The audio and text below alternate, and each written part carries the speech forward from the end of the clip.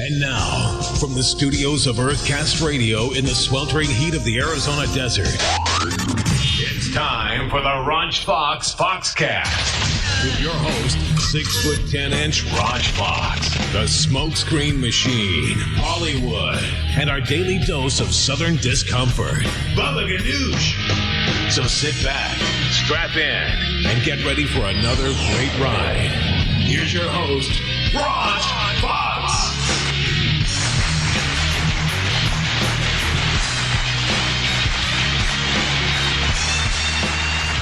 All right, everybody. Hey, what is up? It is the RaunchFoxxx Foxxcast here on Earthcastradio as we are kicking in.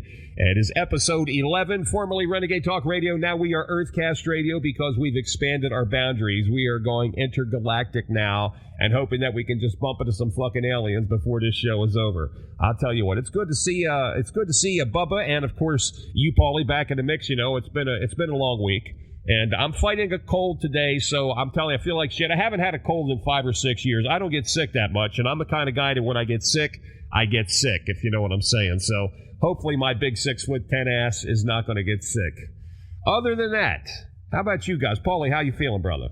Hey, I'm feeling good, man. I'm still alive. I've had an interesting week, so to speak. Done a little bit of walking and a little too much drinking. But otherwise, you know what? We've made it through the week, and I'm ready for a new one. All right, right on. And our ex-gentleman, Southern Discomfort, Bubbaganoosh, what's happening in your neck of the woods, brother?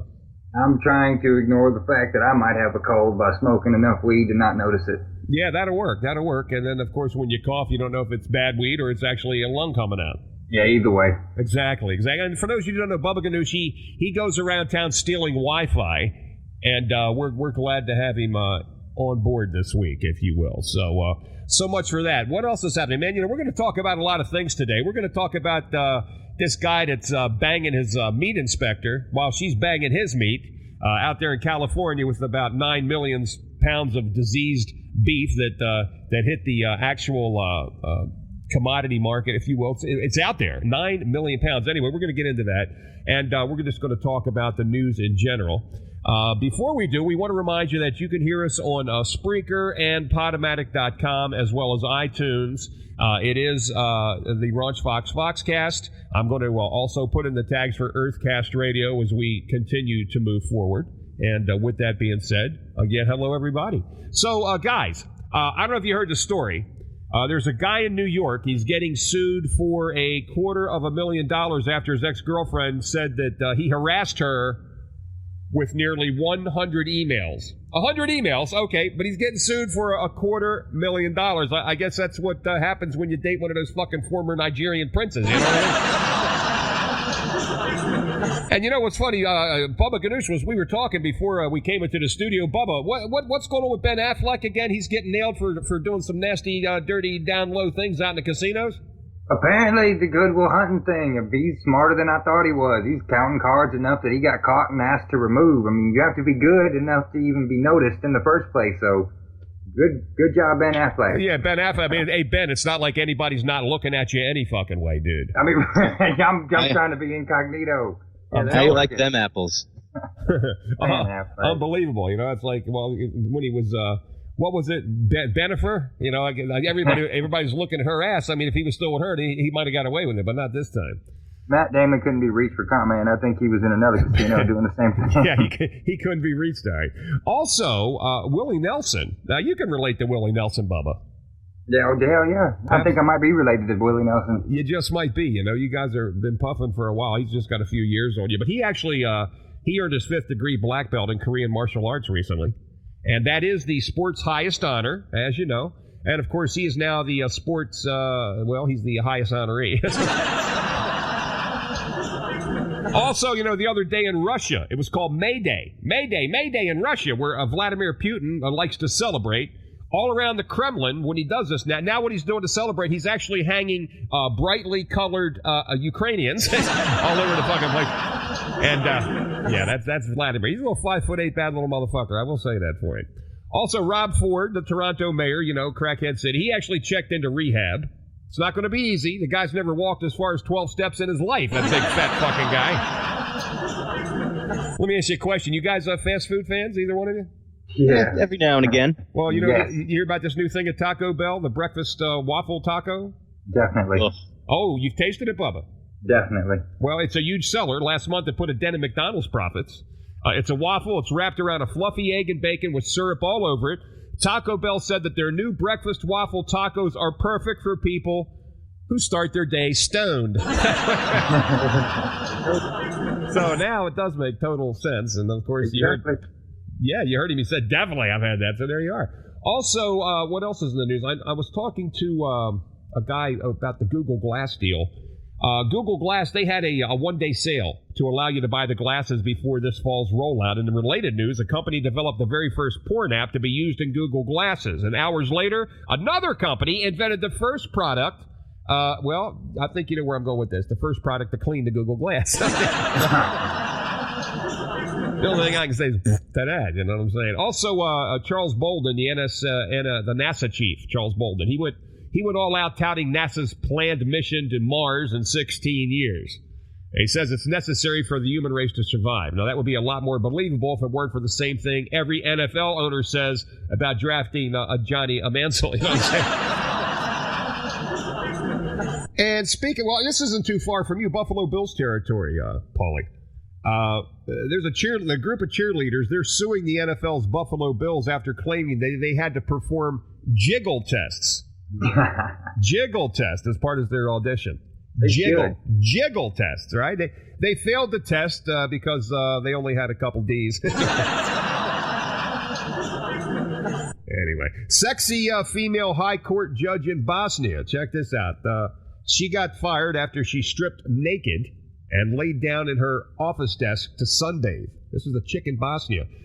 She's been given her job back, ironically. Lawyers have never had any problems there.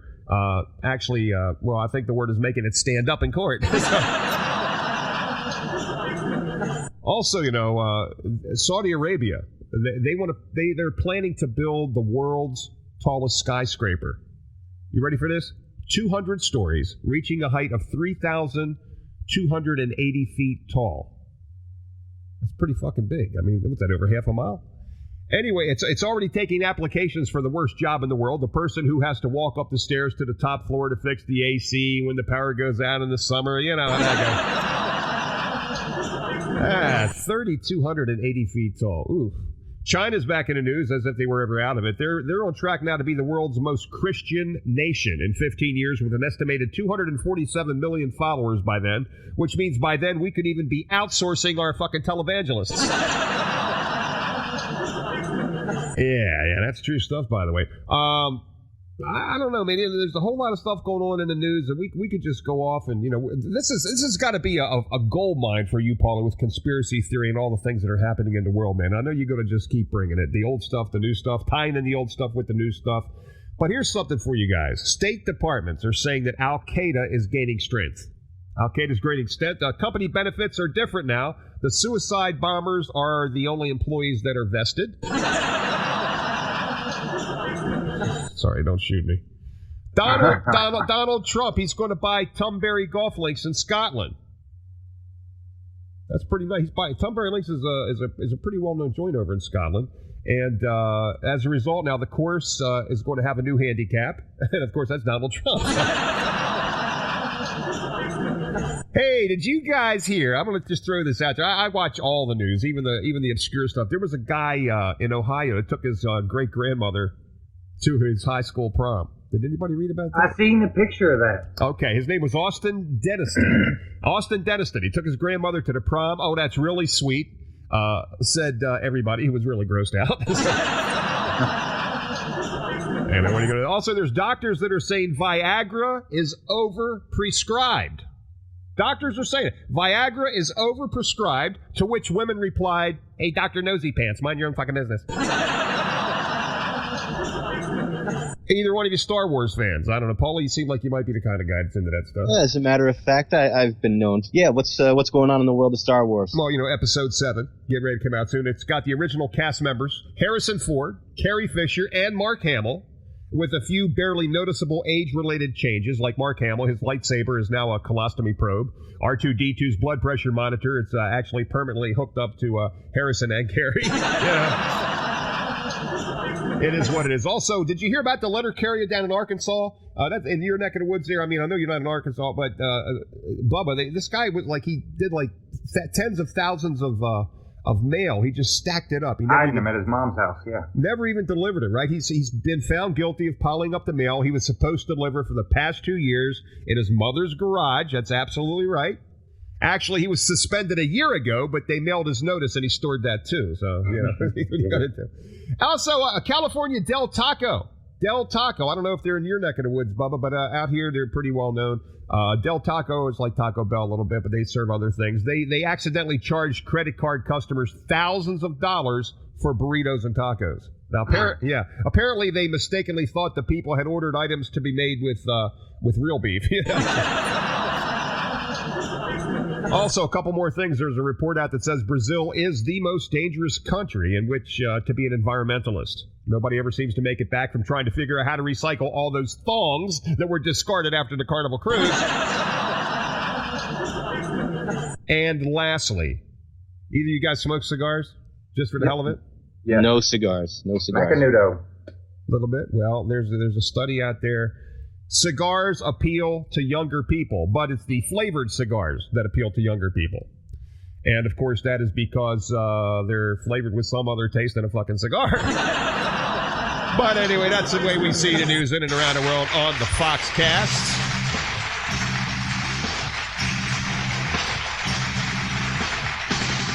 So listen, when we come back, we're just going to shoot the shit.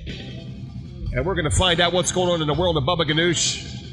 We got Paulie coming up later on with some killer conspiracy theory, stuff that you may have thought you missed yourself. But keep it right here on the Foxxcast on Earthcastradio.com, where we bring you out of this world programming. We'll be back in just a minute.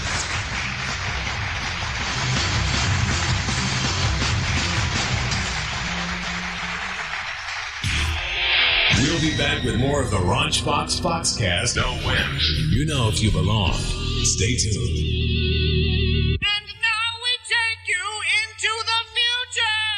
Welcome to Into the Future. I'm your host, Guy Fimpson Jensen.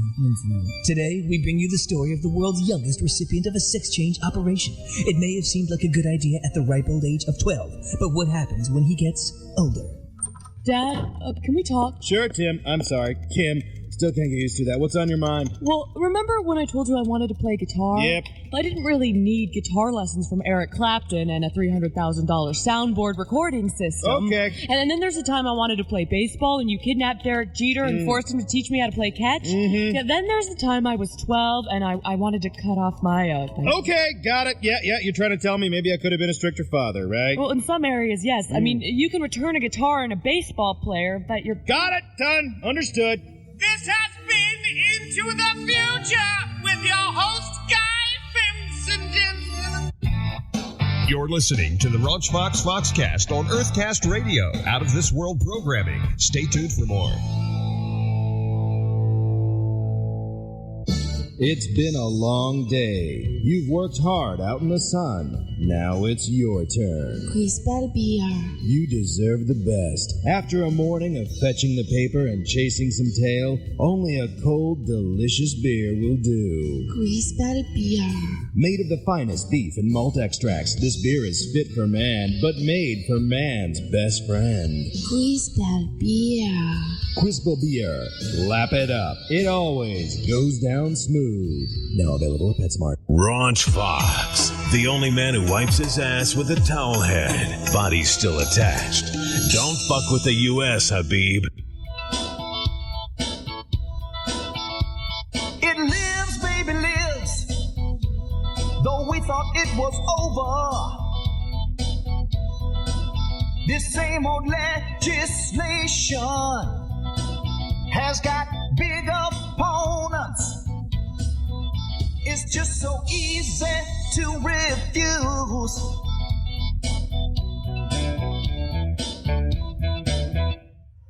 Why, Congress, why?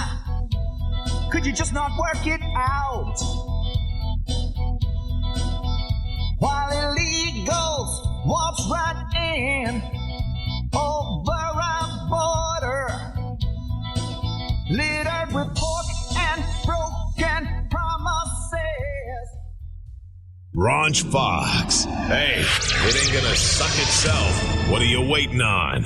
You say you ain't got no skills, but you're looking for a job? What's up, y'all? My name is Resume Rob. Come on down to Impressive Resume Service, and when you see your resume, you and me will be impressed. Uh-oh, here comes somebody in my office now.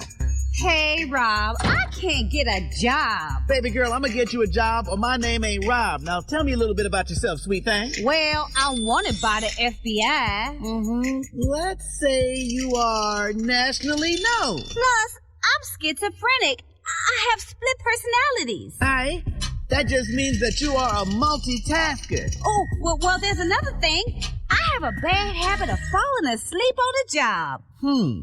Got it. You're a sister who keeps cool under pressure. And I keep getting fired for wearing tube tops and miniskirts. Oh, hey, girl, you ain't got nothing but excellent presentation skills. I'm gonna have your resume done in an hour. Thanks, Resume Rob. For sure. Hey, just make sure you're wearing one of them miniskirt outfits, all right? Okay. So come on down to Impressive Resume Service, the only resume service you can rely on. If you like it hard and deep, you came to the right place. The RaunchFoxxx Foxxcast. At Middle Eastern Daycare, all of our children are special. If your child is troubled, fanatical, or just plain crazy, they have a place with us. Here at Middle Eastern Daycare, we believe in a firm hand and discipline to help mold our students. Take Iran, for example. Last week, I let him have extra playtime. The next thing you know, he's shooting down spy planes and buying missile systems from Russia. You just can't let them take control. Today's playground is a complex social laboratory, and our staff is not afraid to experiment. You can't always be gentle. Oh, we have our problem children. Iraq is one of the worst. Just yesterday I said to him, get it together, and I mean right now. No more car bombs. Do we have to have another hanging? He cried and cried, but he listened. And listen to what our parents have to say. Our little Palestine was a monster. We didn't think there was any hope, but the turnaround has been amazing. So amazing. Palestine was out of control, but since bringing them here, he has just made such an improvement. If only we could get him to stop listening to Syria. So call toll-free at 1-800-LIT-FUSE to have a brochure and application sent to you. The children of the world are in good hands with us. Middle Eastern Daycare. Tender, loving care for only billions of dollars a day. Hi, I'm Ryan Seacrest for RAV. Over 300 people in this country are killed every week by a drunk driver. That's the equivalent of 2 747 plane crashes every single week. And the problem isn't going away unless we all do our part to stop it. So if you see someone who's about to drive after drinking, get the keys. Don't leave it up to anyone else. Friends don't let friends drive drunk. A public service announcement brought to you by RAD, the National Association of Broadcasters, and the Ad Council. Some radio stations are special. All you need to hear is the station name, and you know it's different from the rest. The music, the contests, the talent. And now, we return to the RaunchFoxxx Cyber Sickness. It's no holds barred. We've been fucking the FCC since the FCC started fucking.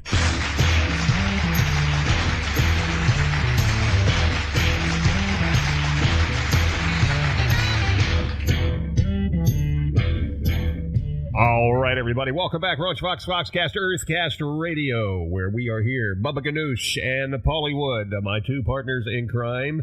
And we are glad to be coming at you with the Earthcastradio deal. We got a new look, some logos coming out, some really cool After Effects intros for some video activity. And you're going to be able to catch some of us live on the VaughnLive.tv network, where we do our social cast. Bubbaganoosh, he's got his show over there, The Scrag. And Paullywood, he's hanging out. And, of course, I've got a Foxcast on video over there. Been doing it for a lot of years on the internet, going on 10, and we're all just coming together and going to give it to them as a group sometimes too. Nothing like a little variety, if you will. Give it to them as a group. That's right. Give it to them as a group, and Paullywood, he's and of course Paullywood's impressed with Bubba's.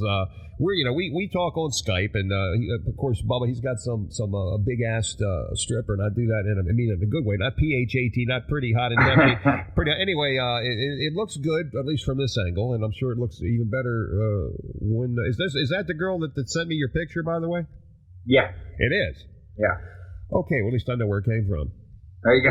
Hold on, let me look at that a little bit. Okay, got it. All right, good. So anyway, hey, listen, did you guys hear out there in Petaluma, California, earlier this year. There's a little, check this out, and Paulie and I were talking about it, but Bubba, if you can imagine this, there's a little dirty, dusty little slaughterhouse out in Northern California.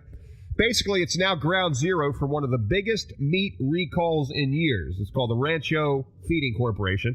They called back nearly 9 million pounds of bad meat from thousands of unsuspecting stores across the country. 9 million pounds. I'm not bullshitting. I mean, the story of how millions of pounds of bad meat, the products of the U.S. Department of Agriculture, called unfit for human food. I mean, they made it out into the world, triggered a criminal investigation. This is a staggering deception. The cows are cancerous. Federal officials familiar with the investigation are telling the media that the plant where it all went down was also selling for an illicit romance. They settled for that as well, according to documents that were obtained. Now, the federal investigators, they started surveillance on the California facility after getting a tip from a former Rancho employee. That's usually how it goes down. In January, federal marshals raided the Petaluma plant.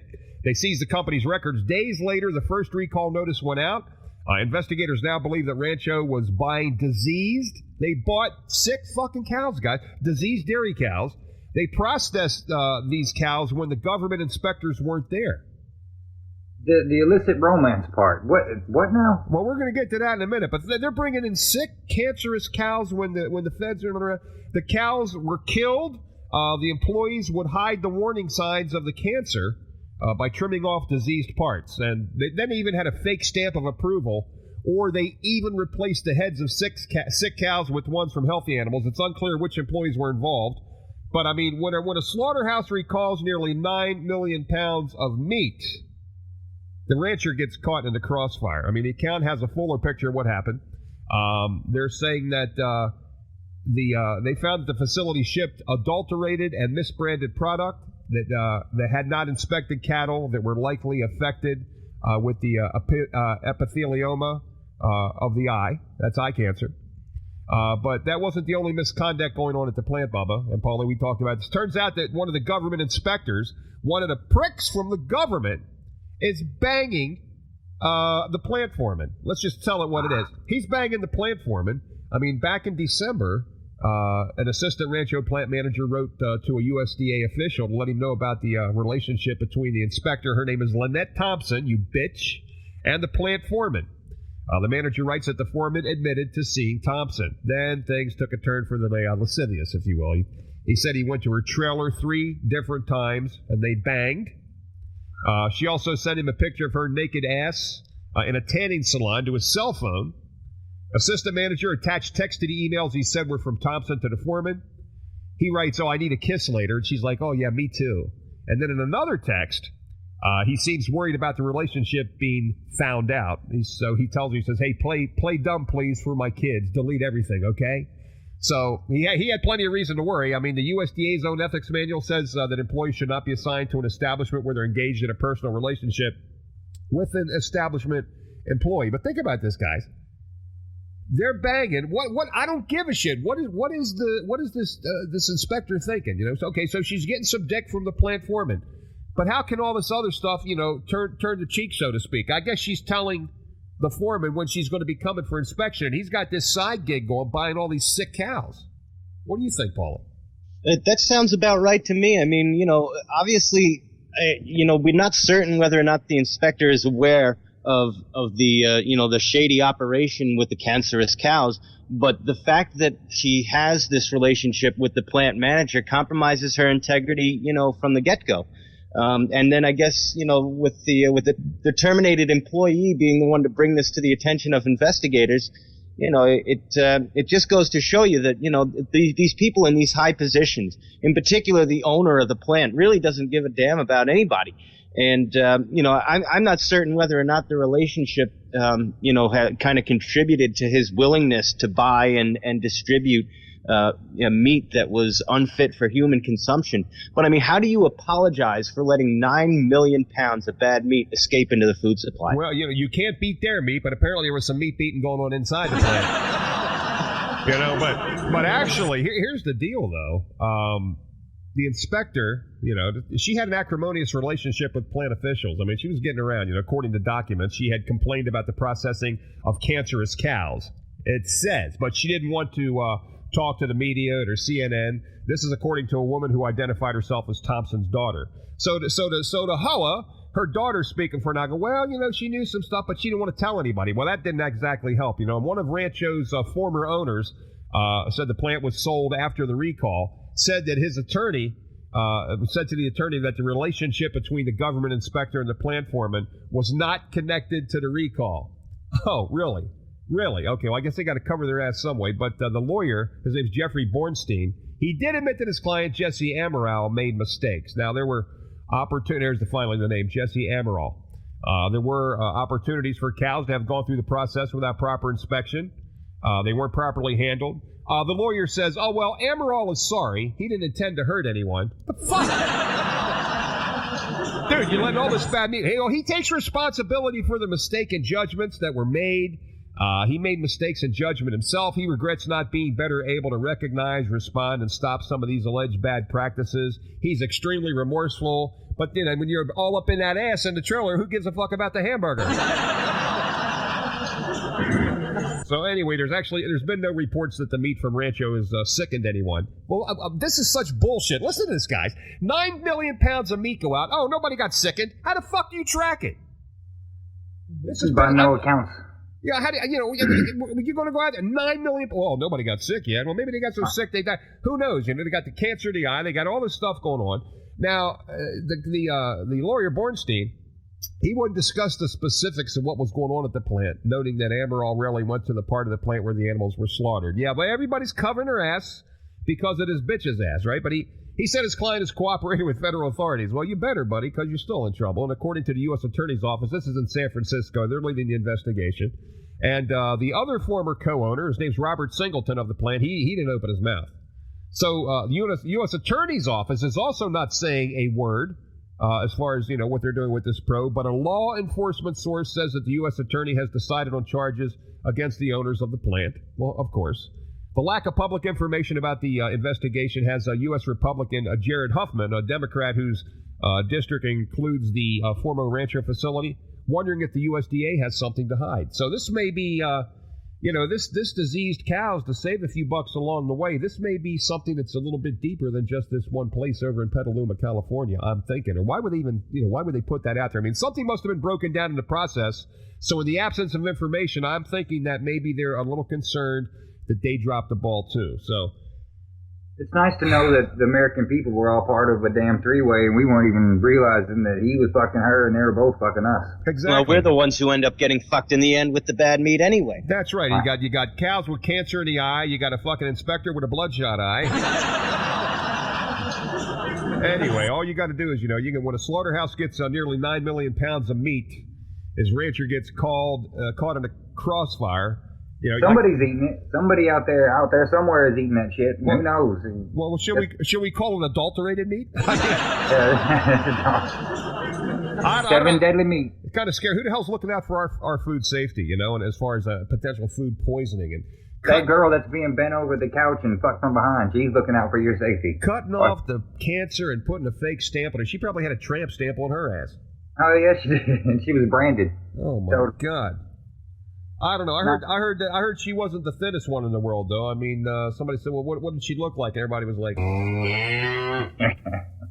She was into it. So anyway, there you go with that. So there you go, folks. You can't beat that meat. 9 million pounds. Don't tell me they recalled. They might have went, "Here, meat. Come here, meat. Yeah. Come on, meat." How do you recall it all you want? But well, we sold some already. People are eating it while they're watching the recall on the news. So. Yeah, exactly. Or it ended up at McDonald's. I mean, either way.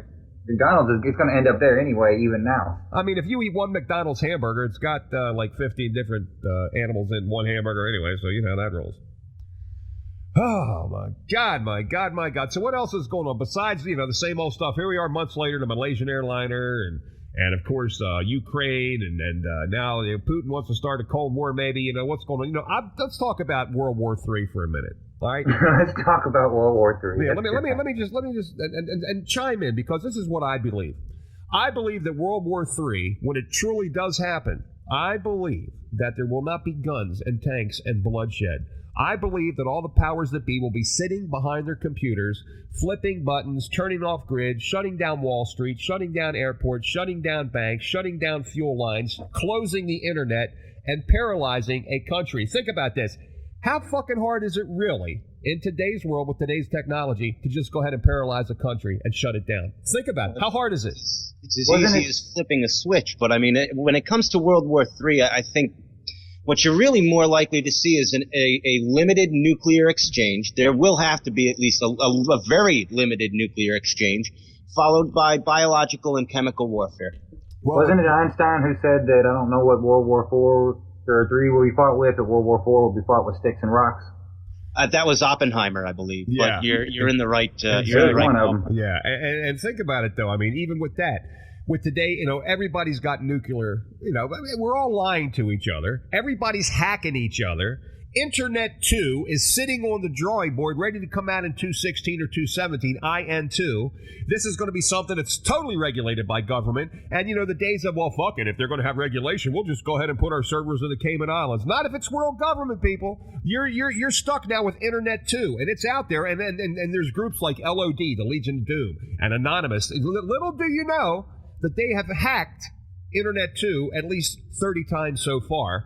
And the rumor on the street is that they're going to come out with a .bit, like Bitcoin stuff, right? And they're going to have an underground internet, and it's going to be similar to peer-to-peer, where millions of people are going to be all connected and have their underground internet going with this .bit deal. But Internet 2 is coming, and so are all the fees to be able to run your business or whatever you want to do on the internet. So, we're only, sadly, Bubba, what we see and know right now with our Facebooks and our social media broadcasting, that shit's all going away unless you're going to pay for it. So, and when Internet 2 hits, it's going to be a brave new world. Definitely. So that's what I think. I think that it's going to be a cyber war ultimately. And you're right. China's fighting a cyber war now. They're hacking into shit all the time. Sure, they are, and we are, and I am you, and you are me, and we are all together. So. That's just the way it is. But that wouldn't be cost effective, because how are we going to sell tanks and guns and bombs if we're just sitting there turning shit off on the grids, just shutting down on the internet? Well, I'm sorry, but that's the way the world rolls. And, we have underwater drones looking for that lost plane. The underwater drones. There's something about that is unnerving as hell to know there's mechanical fish running around looking for shit. And something that tells me that when they do find other things that they're not supposed to, knowing that the shit is down there already full well anyway. Hey, I thought we were talking about that, me and some other people, about what are they going to find other than that. Exactly. Well, they've already found it. They know what's down there, and just smile as you go by. Exactly. Wave. Play dumb. That's all you can do. So, play dumb. Yeah. So that's pretty much the way you see a lot of this stuff in and around the world. It's scary, folks. It's real scary. And Earthcastradio here, we're going beyond the planet. We're going intergalactic. I'm hoping that these internet signals are being picked up by some other extraterrestrials out there that obviously are smarter than us, but they're thinking, hey, these humans are starting to get it. They're starting to figure it out. It's bad enough with the chemtrails, and all these breathing problems in the world where chemtrails are going. And, I had a guy. Let me tell you a story real quick. I start threads on Facebook all the time about the chemtrails, and there's always some dick from the UK that says, oh, this is malarkey. My father was a pilot. This is bullshit. What's wrong with you people? Exchange. Yeah, what's wrong with you people? I'm like, what is wrong with you, dude? And all he offers is, well, you guys are crazy. We're showing reports. We're showing the whistleblower reports. We're showing the list of the people that have disappeared, have been murdered, that blew the whistle. We're showing oil samples. We're showing water and air samples. You've got 40, 50-foot trees out in jungles and forests that mankind's not been around. They're dead. It's dead already, and all the chemicals and is it global dimming? Is it to protect global warming? Is Monsanto involved? Are they poisoning the crops? Are you a guy that has an organic farm and Monsanto sends the chemtrail guys up and says, go ahead and infect the organic farm, if you will, because we're going to put a GMO farm over here, and I can't wait, and I don't know how long it's going to be before the United States outlaws GMO as well.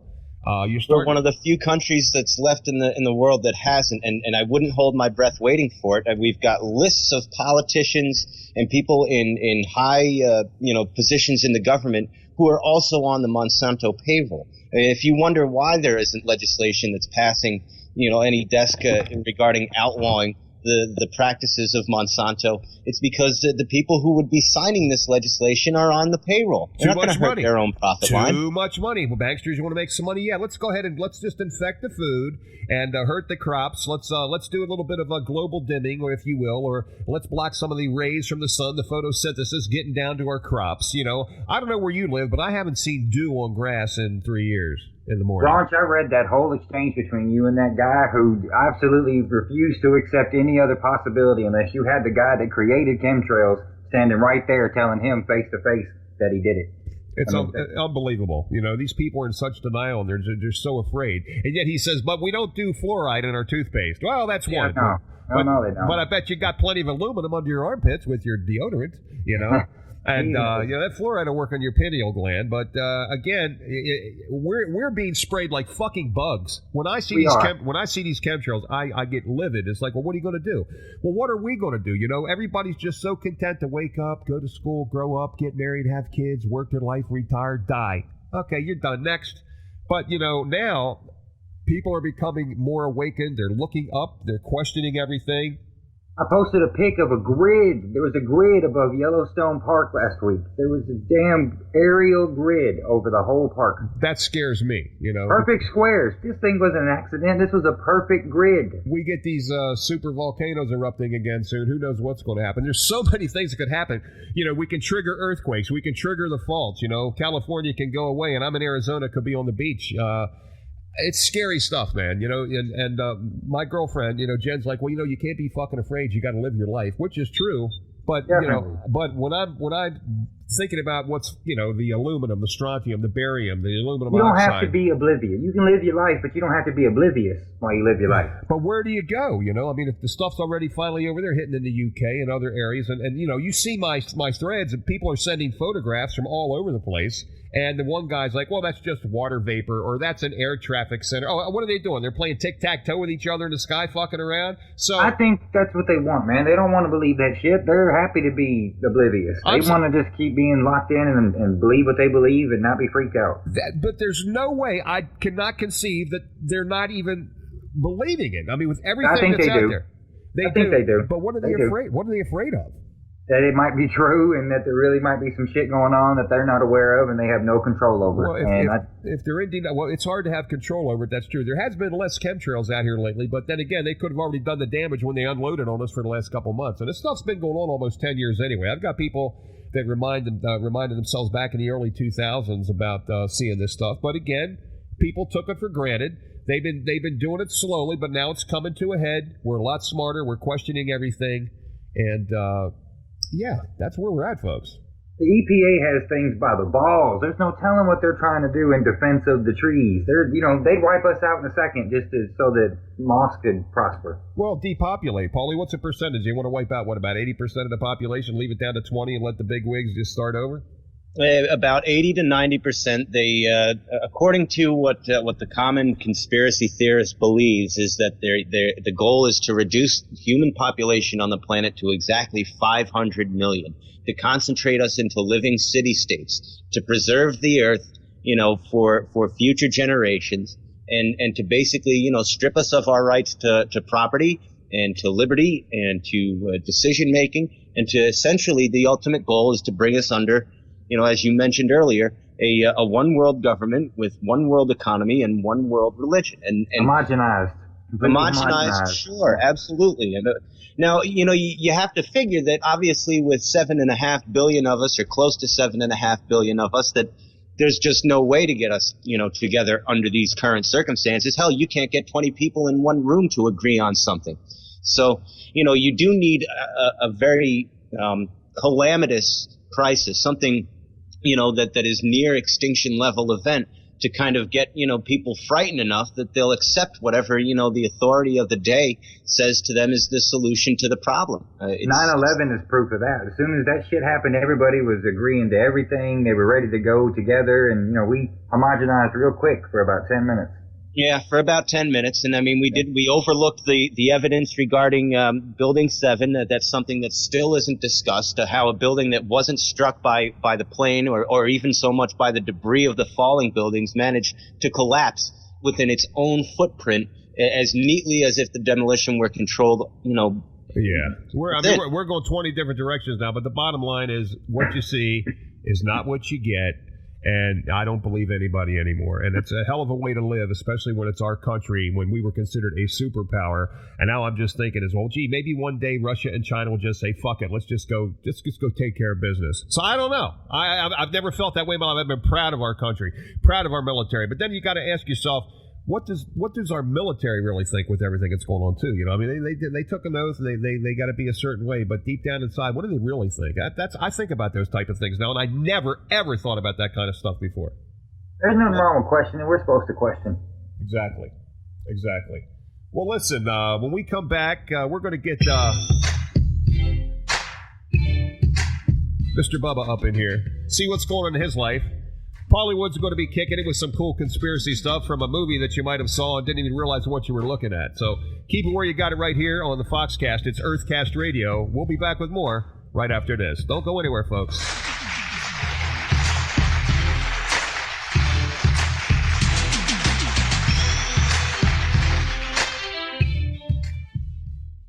We'll be back with more verbal abuse from the world's largest net shock jock.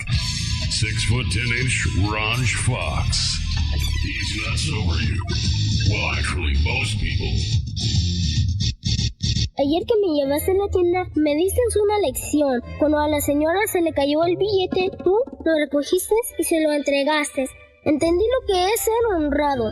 Gracias, papá, por enseñarme algo que no olvidaré jamás. Pasa tiempo con tus hijos. En un instante puedes motivarlos para siempre. Toma el tiempo y hoy sé un buen papá. Marca el 1877-432-3411 o visítanos en www.fatherhood.com. Mensajes del Departamento de Salud y Servicios Humanos de los Estados Unidos y el Ad Council. Hello, this is Senator Barack Obama calling into your show. Who is it?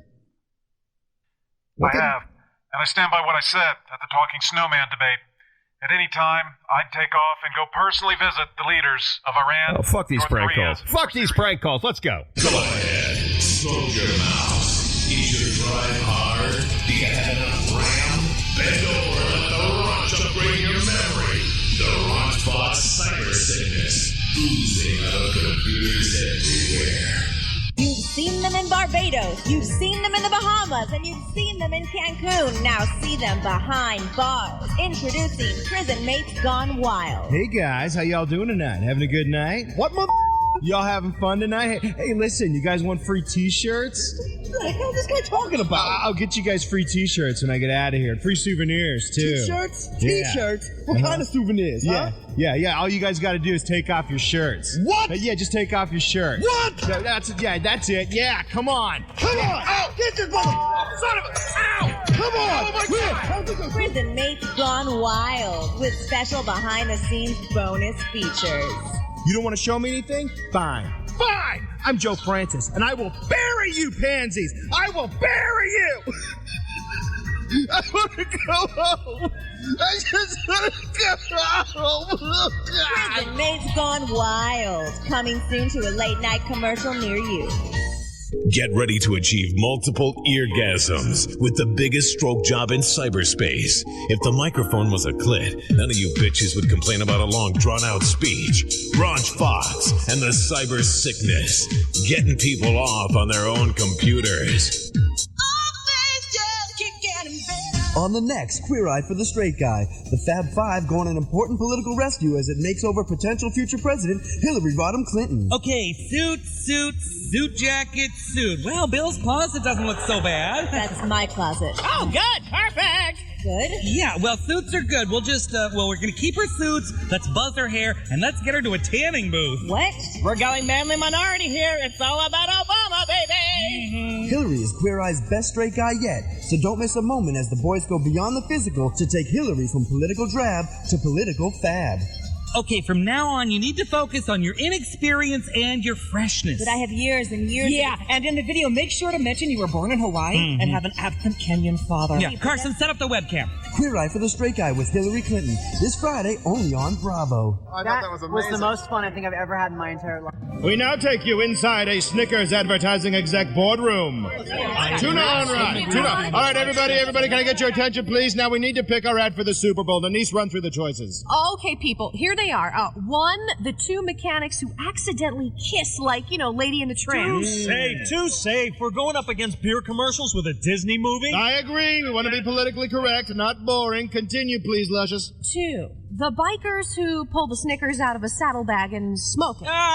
Edgy, yes, but I don't like it. I've tried it and it doesn't work. Burns too slow. And we want to take a stand on helmet laws. We don't need that kind of press. Go ahead, baby, shake that thing. Okay, three is the two sheep herders who lose the Snickers in a sleeping bag. Mm-hmm. They dive in after it and come up married. Oh, I love it. It's genius. That's perfect. That's perfect. That is awesome. What about PETA? The sheep do get left out of the tent in the cold. What? That's the last time we let one of these hippies in here. Get her! No.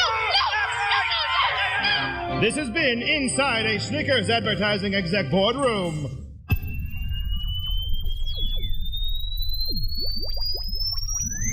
And now, back to the only white man that made Shaquille O'Neal look away in the men's locker room. RaunchFoxxx, packing more peanuts than a Lance Bass Elton John sausage fest.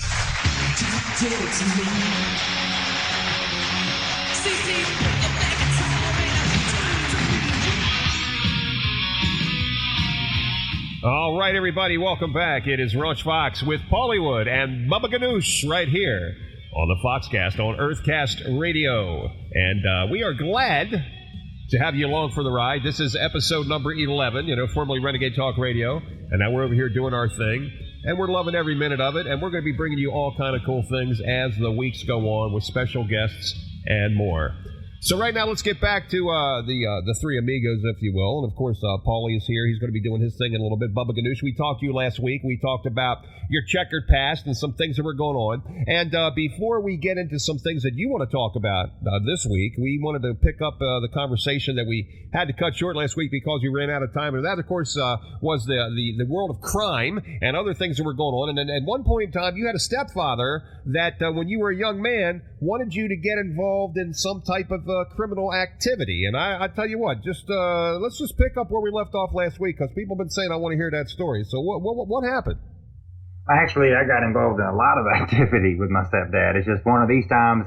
It's actually a silly story. We're supposed to hit a liquor store after they close, go in and get a bunch of shit. And I had gone to a friend's house to smoke weed or who fucking knows what I was doing. And it started to rain really bad. And I was like, you know what? I'm not walking all the way back home to go rob this place in the fucking rain. So I came back home the next day and I caught a lot of shit over that because I didn't feel like coming home in the rain. And it was actually a really bad day for me. But that was normal shit. I mean, if he wanted me to do something and I didn't do it, I caught hell for it. So the robbery was canceled due to inclement weather. Weather. Oh, wow. So what did he whip your ass? I mean, what happened? No, that was actually, he was pretty damn threatening, but he'd never put his hands on me. He'd push me a little bit, but that's it. That's all he needed to do. Like, if I tried to swing on him, he would have whooped my ass, and I just never was dumb enough to do it. Without using any names or places, and of course, there could be fake names to protect the innocent, and the scenes here may or may have not have actually happened, or we may be just depicting total bullshit. You said there was a lot of things that happened. This is just one of the times that you decided not to go? What? No, I would have done it. I think it was probably my idea in the first damn place. I probably put him onto it, but like I said, it was raining too damn bad, and I didn't want to, I'll rob some shit, but I ain't gonna get wet. So were there other things that you were that successfully completed, if you will? Yeah, hypothetically, sure. All kinds of things that were successfully completed. Yeah, he taught me a lot, man. He was an ignorant redneck, white trash example. So he was a successful teacher in that arena. Oh yeah, I was an apt pupil, man. I learned quickly, and I was eager as shit. Right off the bat. If you want to do it, I'll do it. Let's go. Well, why did you want to do it? I mean, did you see like property or money or what did you see that got you excited about it? Was it a reward of a successful job? It was just doing it. Yeah, it was having the balls to do shit that I thought that other people wouldn't do. And in his eyes, it made me look, I don't know, like tough, badass. And where I was from, that was a good thing. You bragged about this shit. People knew that you did certain things, and it was looked up. It was just a thing to do. And I liked it. It was exciting as shit to do this, to do it. So it was a fear factor for everybody else looking at you. I mean, that too, but not really fear, it was respect, because they did the kind of shit too. It was just, you're one of the group now. You do what everybody else does. Did you try to one-up each other? Oh, hell yeah. I mean, you were always bragging. Someone said, well, I did this and this, and someone would come in, well, yeah, well, I made a motherfucker, give me all of his clothes and his shoes, and I made him dance like a chicken, shit like that. It was, right. It was always something. And where's Step Daddy now? Oh, fuck, he's a junkie wandering around the streets and shit. Oh, wow, really? I don't even acknowledge him if I see him in public, honestly. Wow, do you know where he is, though, if you needed to? Yeah, generally. Wow. Like within a 5-mile radius. Right. Wow, that close. No, I mean, I know where he is within a 5-mile radius. I hear you. Well, yeah. I just wanted to get that's what we were wrapping up with last week, and I wanted to hear about it because, like you say, so there you go, folks. Because of rain, this robbery has been canceled. All right, well, right now, Bubbaganoosh, he's the newbie here. He's a guy that wants to talk a little bit about things, and let's give him the proper intro. What do you think, Paulie? I'm ready when you're ready, man. Now, this is a very nice intro that we put together for him, too. Why don't we go ahead and give it a roll, and let's see what's on Bubba's mind this week. It's just fucking fantastic. Here we go. Okay, Fox fans. From south of the Mason-Dixon line, the deep, dark, dirty South, he's never sweet, but always stiff. It's time for another shot of Southern discomfort with the Foxxcast's own Bubbaganoosh.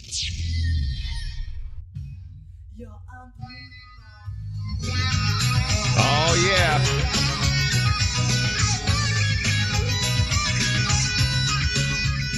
All right, ladies and gentlemen, Bubbaganoosh. Hello, my friend.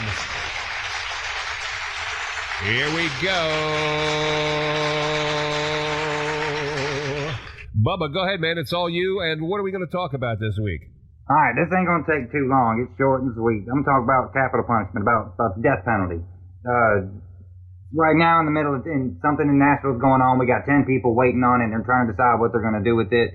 And I just recently saw how this man had been released in New York after doing 24 years. They found out he was innocent. He just got lucky and didn't get the death penalty. I think that in all this time where everybody's talking about how we're supposed to be nice to this and nice to that and friendly with this, but we're still keeping execution as a viable means of prisoner. What am I trying to say here? What's the word here? Option? There's an option. There you go. The fact that we can still kill people, the fact that our government, that our state, that on any level can say it's okay to end someone's life based upon a decision based on a judge or a jury or anyone else that could have been flawed in some way. I mean, like what you brought up earlier with the meat and how easily that shit just slipped on through. People can also slip on through and go on to the death row and then end up in that chair. Well, prosecuting attorneys got to keep their records going. Did I hear you say there's like 10 people waiting right now just in the Nashville area? Yeah, there's 10 people on death row, and they're like, well, we're not sure what we're going to... There's 10 human lives. Now, I know that these people probably did some horrible shit, and I'm not saying that they don't deserve some punishment, but you got 10 people, they're like, well, should we kill them or should we not? And it's to me, where we're at 2014, to think that that's still okay, that could really happen. We're going to put you in a chair, and we're going to kill you. It's shocking to me. It's absolutely shocking to me. Well, that's kind of funny, though, that you say put you in a chair and it's shocking all in the same sentence. I'm sorry. I had to say that. But at the same time, does the crime fit the punishment? I don't think that there's absolutely anything you can do that would warrant them murdering you, because it just doesn't. It's not a punishment. It's an end. You're done. That's not a punishment. It's over. It's interesting. Done with. It's interesting that you feel that way. Of course, coming from that side of the tracks, I can get what you're saying. But what if somebody came in and wiped out your whole family, man? Hey, I'm not saying that they shouldn't be punished, and that's another thing. We're not always, the guy doesn't always admit to it. The guy doesn't go, yes, I was the guy that murdered the whole family, and in that case, I guess that's a mitigating circumstance. But for a lot of parts, the guy's claiming innocence the whole damn time. Even while they're injecting his ass with the juice, he's still screaming, I never did nothing.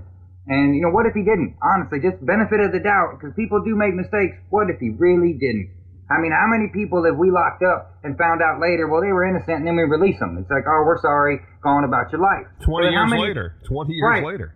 How many times do you think it's happened that we have actually executed someone who absolutely did nothing wrong? odds and probability says that it's happened at some point, that we have, with our money, with taxpayer money, with people that we trust to be the authority on things, have murdered someone because they believe that they did something that they didn't do. And that could happen to anyone. Can I play devil's advocate here for just a quick second? Absolutely. Hell yeah, man. Because, I mean, you know, what you do mention here is, you know, first of all, you're talking about people who are convicted criminals for the most part. And, you know, you're talking about whether or not it's right to take their lives and stuff. But in this country, all right, on an annual basis, we commit tens of thousands of abortions. And that is an operation that's performed on, you know, beings that are absolutely innocent, that the only thing they ever did was be conceived. And that's something that is sanctioned by the government. That's something that at some point in time, when the Affordable Health Care Act is in full effect, will be funded by us and the people. And you talk about somebody who's you know, been in front of a jury of his peers, and that jury of his peers has convicted him. What's the difference between that person and somebody who hasn't even been born yet? So, I mean, you want to talk about sanctioning death in this country. I understand where you're coming from and everything, but I think we've even got bigger fish to fry. We're committing murder on a scale that is borderline genocide, and we're talking about lives that haven't even had the chance to exit the womb yet. And it's a matter of being an operation of convenience for some people. So, you know, I just want to throw that out there. Maybe, you know, I've derailed this or not. I apologize if I have, but I give you something to think about. No, good point, because it's just opposite ends of the gamut. You know, it's a perfectly valid point that the government basically supports it in certain areas. Yeah, it's the same. I guess it's basically the same thing. I don't agree with being able to execute people or you know, execute life, I guess, just because. So what's the answer? What is there a new set of rules, or is it like the old Hammurabi's code, an eye for an eye, or each state is different, so we're going to decide on death penalties, or ultimately, what would you like to see, Bubba? One thing you do is if you decriminalize certain things that we got people doing time over that really shouldn't be doing time over, you'd have plenty of damn room to house these fuckers for the rest of their lives, and it wouldn't be an issue. But as it is, we create laws on a damn daily basis that lock people up that really shouldn't be housed in any type of incarceration, and there's just no sense in it. There's people, weed dealers or potheads, even people like, I don't know, there's people that go in there for money crimes, for the white collar crimes. You know, there's those kind of people don't need to be in the same places. In the federal hotels, yes.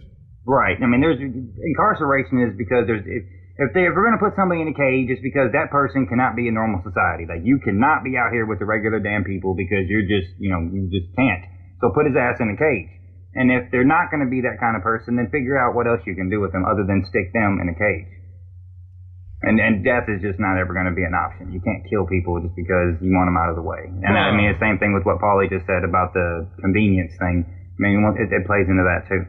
It's convenient to get them out of the way. And I guess we feel some kind of retribution because they kill someone that we kill them. I just don't see it. It makes no sense to me. Well, and then, of course, you know, we could always be one of the bugs. Getting back to chemtrails, you know, we're breathing the same stuff that explodes the insects' bellies on the corn. So maybe 10 years from now, when we all die of the same cancer, that's another form of depopulation in addition to electrocution and to abortion and everything else. The bottom line is the world's getting overpopulated anyway, and we're killing our own fucking planet. See how everything kind of gets back in synchronicity-wise? See how it all comes back to, like, the same thing when it's all said and done, just on a different level? Right, well, we'll protect the hell out of all kinds of life until we deem that it's unfit to be here, and then we'll do what we have to do, and it just makes no sense. I believe in natural emergence, survival of the fittest, you know, and all that, but mankind seems to want to put their hand into every, you know, facet of that. Right. Well, you got your gun control laws too. I mean, there's a whole lot of things, and the cool thing is, you know, we can talk about so many different avenues. There's so many directions to go. Like Paulie threw in the abortion, it just gives us all stuff to think about. And the sad thing is, we don't think about anything, and we all live our lives day to day. And if Whitney Houston died, all of a sudden everybody was a fucking Whitney Houston fan, and congratulations on her consecutive days being sober. But the bottom line is, you know, people only care when it's in the news anymore. Now, that's not me. I'm looking up every day. I'm looking around. I'm reading behind the scenes. I'm looking at everything. I still listen to what Snowden has to say. There's a lot of stuff out there. And this is what gets Paulie crazy, too. So, you know, Paulie, you're going to have like a never-ending source of topical matter to bring to the table here on Earthcastradio and, of course, here on the Foxxcast. So... Well, Bubba, thank you for sharing your opinion with that. He's a guy that. Incidentally, have you been caught stealing that Wi-Fi down there yet? No, I go from place to place. Right now, I'm outside of the McDonald's parking lot eating French fries and stealing their Wi-Fi. So what do you do? What do you do when the places are closed there and it's not a 24-hour job? You just like go through neighborhoods trying to find a signal. I ride around with my laptop on the roof of my car until I hear the Skype noise.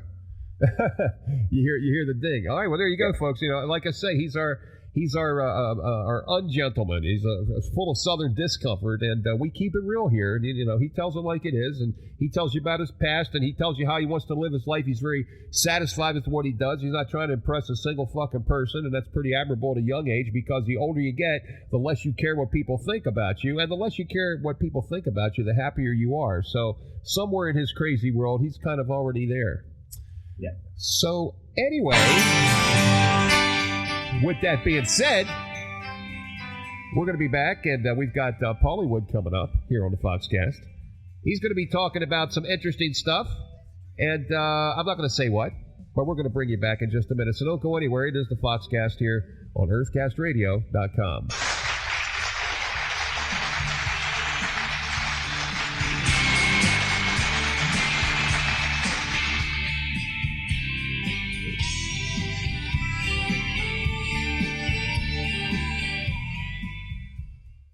And now, we return to the RaunchFoxxx Cyber Sickness. It's no holds barred.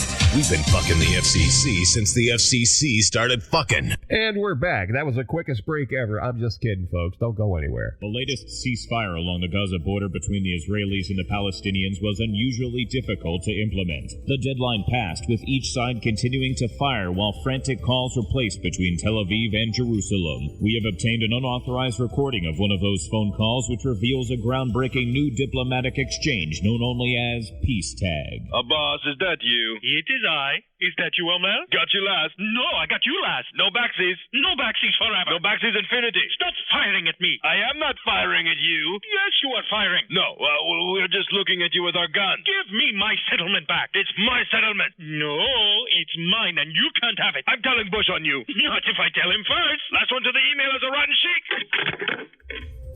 This has been an exclusive report. Stay tuned for our follow-up tomorrow morning on Red Rover, Red China. And now we return to the RaunchFoxxx Cyber Sickness, the only place where a 12-inch dick is actually a foot. Oh, yeah. Welcome back, everybody. Earthcastradio and RaunchFoxxx Foxxcast with yours truly, Raunch Fox. Paullywood, our smokescreen machine, and, of course, our Southern ungentleman, the one, the only, the epitome of whatever the fuck he wants to talk about, Bubbaganoosh. But right now, ladies and gentlemen, more importantly, let's do this.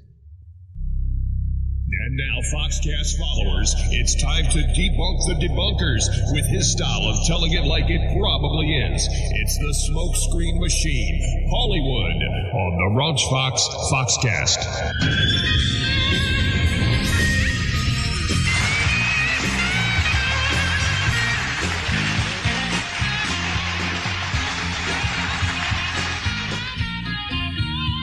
Oh, yeah, little Jimi Hendrix freedom. I know that Paulie likes Jimi Hendrix, so I kicked that for you right there. Welcome, buddy, and here we go back again with another edition of the Smokescreen Machine. And what do you got this week, my friend? Well, I thought I'd lighten the mood for us a little bit. We've been talking about some pretty heavy topics and stuff today, and, being in honor of show number 11, I thought I would shift our attention to something called the Apollo 11 mission. Now, before I get right into it, just want to ask each of you a quick question. What do you guys think of Stanley Kubrick as a director? Well, my answer would be, based on what I'm hearing from your end, meow, meow, meow. Apparently, Max wants to be a part of the cast today, too. Yeah, we keep it real, folks. For those of you who don't know, Max is a 25-pound fucking cat that roams around the studio out there on the East Coast where Paulie is. But other than that, Kubrick, I think he's an excellent director, and I think he's one of the slickest fuckers that ever walked the face of the earth. He's known for his attention to detail. If you've ever watched any of his more famous films, in particular, say like 2001: A Space Odyssey or Full Metal Jacket, or in this case, The Shining, you notice that there are certain things that are signature to him. He's very much so into the whole spatial awareness. He uses every facet of the detail on the screen to a particular science, and nothing really ever happens by accident in a Stanley Kubrick film. Well, this past week I saw a documentary called The Shining Code, and if those of you who are listening are interested, you can find this on YouTube. It's called The Shining Code, and the documentary basically asserts that Stanley Kubrick used The Shining to confess his involvement with and directing of the faked Apollo 11 moon landing. Now, do either of the two of you actually believe, or do you believe that we landed on the moon, way back in the day? I was alive then. So, I mean, I don't know when you were born, Bubba, but back when it happened, man, I wanted to believe it. Now that I hear that, it was a big thing about who's going to get there first, us or Russia, I've got reservations as well. But, again, I question everything. So I'll leave it at that until we hear what you have to say. How about you, Bubba? I don't believe it happened at the time that they said it happened. Okay. Well, you see, now here's the thing. Stanley Kubrick, had directed, I want to say it was 2001 in 1967? I can't remember off the top of my head. I didn't take that good notes on what he had done. But he had developed a reputation, again, for being, very detail-oriented. And this movie in particular, The Shining, is one that Stephen King fans aren't necessarily all that pleased with because of the various departures from the book and the liberties that Stanley Kubrick took, from translating the material in the book with what you saw on screen. So starting at the beginning of the documentary, the documentary itself kind of asserts that Danny and Jack are basically the same person, according to Stanley Kubrick, that they represent two sides of his personality, one of which being the innocent child, the director who loves his work and who is the artist, and the creator, and then Jack, who is basically the adult Stanley Kubrick who agrees to take part in this hoax and eventually gets seduced by the lure of perpetrating this hoax and how it kind of changes him and how a part of him remains frozen in time as a result of having participated in this. Now, the documentary goes through and it kind of very loosely reverse engineers conveniently a lot of various details, visual details, such as the persistent presence of a subliminal number 11 in various scenes, either being candles on the wall or a pair of windowsills, things along that line. But one of the details that actually kind of gave this documentary a little bit of credibility in my mind was an interesting scene where Danny is playing with his toys on the rug. And it's meant to, the design and the pattern on the rug, they put an overlay over the pattern, and they show that this pattern is meant to represent a launch pad. And what they show is that Danny at the time is wearing a sweater with a rocket on it, and the rocket has the words Apollo 11 written on it. And so Danny slowly gets up from the carpet and he begins to walk towards room 237. And if you guys remember the movie, you understand the significance of room 237. That's the room that the character played by Scatman Crothers, Mr. Halloran, says, "Don't go in there, just stay out." Well, this is one of the details that Stanley Kubrick changed from the book. In the book, the room is 217, and the documentary asserts that it was changed to room 237 because the number 237 is used to represent the 237,000 mile distance average orbit that the moon has from the Earth. So it was one of those interesting details. But as you remember, Danny slowly gets up and you can see the image of Apollo 11 on his sweater. He begins walking to the door, and then when he enters the door, the scene ends. And then the next scene, he shows up in Jack's typewriting room after Jack and Wendy have had a bit of an argument, and he remains silent. And what he's asserting is that the child in Stanley Kubrick, the artist and the director who loves his work, was forced to remain silent about his involvement in room 237. And so then the next scene is Jack going into room 237. And as you guys may or may not remember, what happens in that scene? He basically encounters a woman in the bathtub, and she emerges from the bathtub, and she's beautiful and naked, and he begins kissing her. And then all of a sudden he gets a look in the mirror, and she's, a rotting, decrepit corpse. Yeah, but he's kissing her. They're looking in the mirror together. And the whole time this is going on, the cancerous fucking cows are getting released. So it's actually the scene, according to the documentary, is meant to represent, both the seduction and then the horror that Stanley Kubrick felt as a director, first in being seduced into taking part of the project with NASA, and then the horror in the lie that he helped perpetrate to the whole world. And I thought that was pretty much about the only real aspect of the documentary that gave credibility to the main point that, it may have been a staged moon landing and that Stanley Kubrick may have helped direct it. But, there were other various small details that I think they're kind of easy to assert from a reverse engineering standpoint, that when you look back, you can kind of make anything appear the way you want it if you're trying to make it fit a certain point. They talk about stacks of 7-Up seen in the hallway and how they're supposed to kind of represent the 7 missions of Apollo. And there are 6 complete stacks and one that is not complete, and that's supposed to represent the Apollo 13 mission that failed.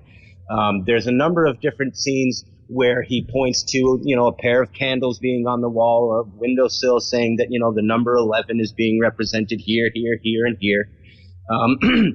How about if you guys remember the scene when Danny first encounters the twins in the hallway? Not when they appear to him in the game room, but when he's been riding his 3-wheeler around in the hallway. That particular scene, he sees them and they say, "Come and play with us forever and ever and ever." And then he's given the image or the vision of these children slaughtered in the room. And the director of this documentary points to a few reflections in the light in the window and claims that they're supposed to be representative of the 3 astronauts who died in the Gemini project. And he claims that the twins in the scene are the interpretation of Gemini, because Gemini, of course, is the zodiac sign for the twins. Bubba, can this fucking guy go or what? Yeah, man. I'm just waiting for him to ask us a question. But shit, I'm taking notes. I know. You take notes. Wake me up when he's done. I got this. Go ahead. You know what I remember, Paulie? I remember looking in the cabinet and seeing a Tang. When I see Tang, what's the first thing you think of when you see Tang, Bubba? Who used to drink Tang? Astronaut. Goddamn right. That's what I remember. I missed the 7-Up, and I'm glad you brought that to my attention, Paulie. But I remember that Tang. I remember the Tang. Go ahead. They also point to a box of I want to say they were pimento pieces. Uh-huh. And they use the numbers that are the codes written on the box to say that, this was Launchpad 39 and the number 3900 is written there. The brand name of the pimento pieces was El Rey. And they say that, well, Rey is supposed to represent the sun. And who is the king of the sun but Apollo? Right. So to me, it just seems, there's a little bit of credibility to it, but the documentary itself just kind of seems all too convenient from a hindsight perspective, that I think you can find just about any kind of symbolism in a number of various things in any kind of movie and say, oh, this is what he was trying to say. And of course, Stanley Kubrick is long dead. He doesn't really have the chance to either confirm or deny this. So that's why I asked in the beginning whether or not. But that's a good point. This didn't come out till after he died, right? 2012, I believe, is when the documentary was released. That would be a good exercise for us, is to take a movie and try to relate it to some world event. Like I'll pick a movie, I'll pick a movie. We could have a little game, and then let's start our own shit and put it out there. That would be fun. I choose Xanadu. What's that? I choose Xanadu. the musical about roller skating with Olivia. Yeah. Look how that relates to modern life. I'll go with Pink Floyd's The Wall, and I'll say that there's either a representation of the war between, the Cold War between communism and capitalism, And we'll see if we can't reverse engineer something out of that. Well, you guys are pretty good. Then I'm going to take Tom Green, Freddie Got Fingered, and talk about JFK banging Marilyn Monroe. I don't know what the fuck I'm doing. What the hell you want? You guys are too quick for me. I said we could do this in the future. You already got plans made. Pink Floyd, Xanadu, Freddie Got Fingered. Hey, look, I'm a farmer. Anyway, so what else? What else about that movie? I mean... how about the scene where Danny first gets a vision of the hotel and he sees, the elevator doors, right? The elevator doors that are painted red. The documentary asserts that that's meant to represent communism. And, of course, at the time of the Apollo 11 mission, we were fighting communism in the Vietnam War. And so all the blood that spills in the hallway is meant to represent all the lives that were lost during the course of this war. And, of course, there are 3 elevator door panels separated by 2 pillars that he says, oh, well, this is the number 11. He's indicating again that he's talking about the number 11. It has some credibility to it, but I always find these things to be far too easy to reverse engineer from a hindsight perspective. I'd give the documentary about a 5 out of 10 score. That it does make some good points, but it's just as easy to pick it apart from a hindsight point of view. I don't think Max cared too much for it either. I remember there was one scene about a black and white photograph on the wall. There was only like 11 heads showing, as opposed there was 20 people in the picture, but it was cut off with 11 heads, and you couldn't see the people behind them, but you could definitely see 11 faces, again representative of Apollo 11. So I don't know. There's a lot of crazy stuff in that documentary for sure. There was. And obviously I can understand that, there was a need to perhaps, convince the country that we had achieved something by landing on the moon, that, we had beaten the communists to the moon, and that, that the country kind of needed to be uplifted. And this was part of the war, against communism in general. But, to kind of take away from the accomplishments of those astronauts, and I do believe that we did land there. I can't imagine a really good reason, beyond what this documentary asserts to try and fake the whole thing. And to me, it kind of besmirches, the memory of that accomplishment. It didn't necessarily convince me that we didn't land on the moon. And I would challenge the director to come up with a little bit stronger evidence. And here it is. We're going out to the galaxies and light years away into other solar systems and everything. And when's the last time we landed on the moon again? Did we ever go back? I don't believe. No, we didn't. We returned, didn't we? Yes. We shot a rocket at it. Yeah, but I'm talking about, did we go back up there? Maybe they saw something that said, you need to stay the hell away from here. You've already seen too much. Go back to your planet. Yeah, that's a possibility. Hey, but that's another possibility. I'm just trying to keep it real for the sequel. That's all. We sanctioned the moon. I don't think anybody's allowed to go there. Dark side of the moon. Who knows what's going on that side? So anyway, well, Paulie, that's true. So guys and girls, if you have not paid attention, take a look and watch The Shining again, and then watch Mr. Nicholson, and take a look at the color of the car and the name of the road and the whole nine. And they've used different colors on the walls that are all representative of different things, of NASA and the space mission. I mean, there's it's true. There's all kind of stuff going through there. And but the thing that gets me the most, Paulie, is the fact that the man is dead now. So now it all comes out. Yeah, and he has, no chance to either dispute it or confirm it, and we're just kind of left to draw our own conclusions. And you were right, the Going to the Sun Road is the name of the road. Again, an indication of, the sun being the domain of Apollo, and the yellow Volkswagen, which in the book is red, is meant to represent caution, deceit, and enlightenment. If I remember those 3 details correctly. So, a lot of visual cues that this documentary's director kind of loosely strings together. And again, from his perspective, it makes a little bit of sense. But like I say, I think that the greatest point it makes is the scene with Danny playing on the rug with his toys, and then standing up, and he has the Apollo 11 sweater on, and he drifts over to room 237 where he's not supposed to go. And so, I mean, that was probably about the strongest point that I saw in this video. But, again, these types of conspiracies, they're easy to kind of drum up, and they're just about as easy to beat down as well. So the bottom line is, did we land on the moon, or was it staged? I think we landed on the moon. Okay. How about you, Bubba? I'm sure we did at some point. But like I said, I don't think we did on that date.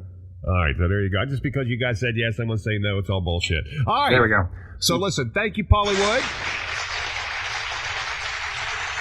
Way to roll, brother.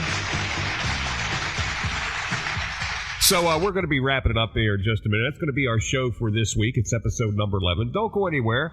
Paulie and Bubba, we know that you don't put out a lot of personal social media, but you can get me on Twitter at RaunchFoxxx, YouTube RaunchFoxxx, RaunchFoxxx.com. Anybody wants to see what people look like, as soon as we get a nice picture of Paulie, we're going to finish it up. And we got Bubba on the website. He's on the homepage. So take a look at him, and you'll put a voice with the body. But this is RaunchFoxxx, and we're going to be wrapping it up right after these messages. Don't go anywhere.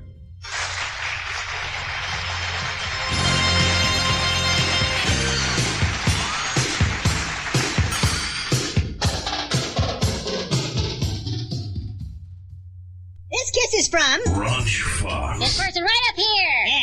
RaunchFoxxx. Okay, you ready? It's not from us. It's from this name right here. Okay, you ready? Wait, are you ready? It's a big kiss. You gotta be ready. Maybe you should sit down. Okay, here it comes. Turn your head slightly. 3, 2, 1. Oh, and why'd they get the kiss? Because they're lovable. And they got it going on, baby. They got it going on. Oh! They got that thing going. And because you're nice. They can shake that thing.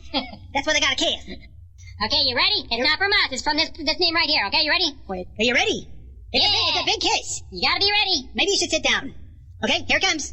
Turn your head slightly. 3, 2, 1. The Maury Povich Show has joined forces with the National Campaign to Prevent Teen and Unplanned Pregnancy.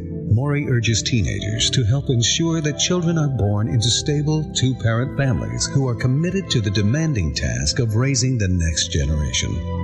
However, if you are a teenage girl who is already pregnant, we'll find out who the baby daddy is. It's more shocking DNA test results on the next Maury. The show your mother warned you about. The RaunchFoxxx cyber sickness, infesting radios and computers near you. Catch the virus today and get a good dose of Raunch. No cure in sight anytime soon.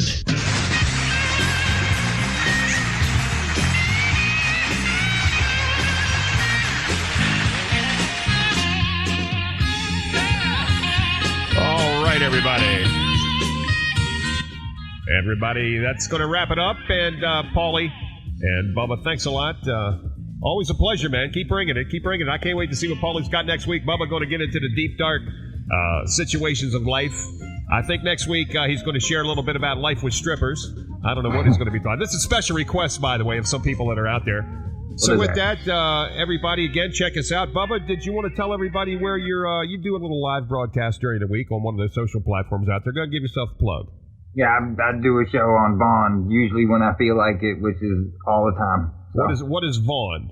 Vaughn Live TV. So again, folks, it's VaughnLive.tv, not .com, not .org, not .net. VaughnLive.tv /Bubbaganoosh. And if you want to find Paullywood, just go in any room where there's a bunch of shit being stirred up, and you'll see who's behind it. How about you, Paul? Anything you want to share before we head out of here? No, in regards to where you can find me, don't worry about finding me. If I want to talk to you, I'll find you. That's right. And as well said by the guy who's got all the black helicopters circling his house as we speak.